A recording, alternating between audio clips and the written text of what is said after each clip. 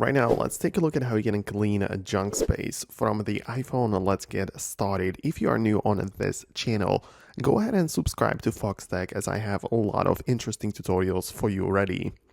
Essentially, there are more ways how you can clean the junk, right? The first one is through the settings app by going to the general and then iPhone storage. And you're gonna get a bunch of different suggestions, like for example, you can delete the videos which take up a huge amount of storage on your Photos app, or you can review downloaded media or clean the recently deleted folder and all of the other things which are going to be recommended to you.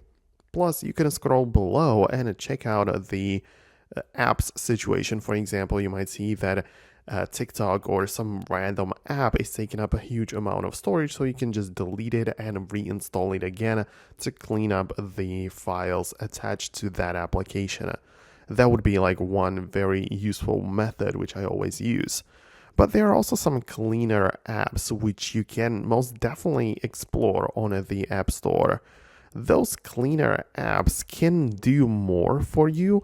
Most of them honestly just focus on cleaning photos, as that's like the easiest way of doing like a cleanup of the iPhone.